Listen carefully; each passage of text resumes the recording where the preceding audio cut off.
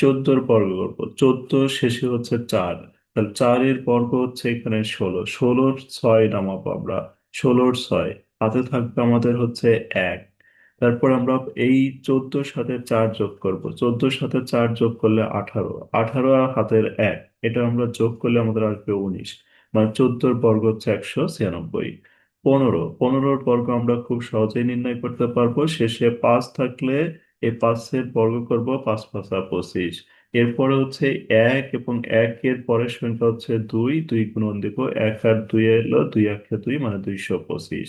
শেষে 5 রয়েছে এমন সংখ্যাগুলোর বর্গ এর আগের ক্লাসে আমরা করেছি, ওগুলো আপনারা দেখলে দ্রুত গতিতে নির্ণয় করতে পারবেন। এরপর 16-র বর্গ, 16-র বর্গ হচ্ছে শেষে 6 রয়েছে, তো 6-এর বর্গ হচ্ছে 6 6 36, 6 6 36-এর 6 নামাবো, হাতে থাকবে হচ্ছে আমাদের 3। এর 16 আর 6, 16 আর 6 22, 22 এবং হাতে 3, এটা আসবে হলো 25 মানে 256। 17-র বর্গ, 7-এর বর্গ হচ্ছে 7 7 49, 7 7 49-এর 9, হাতে হচ্ছে আমাদের কত থাকবে 4, তাহলে হাতে আমাদের 4 থাকবে।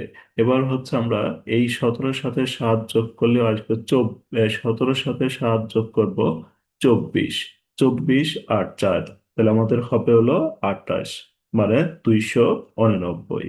এরপর 18-র বর্গ করলে 8-এর বর্গ হচ্ছে 28টা 66, 28টা 66 4, হাতে থাকবে হচ্ছে আমাদের 6, তাহলে 18 এবং 8 যোগ করব, 18 আর 8 হলো 26, 26-এর সাথে 6 যোগ করলে 32।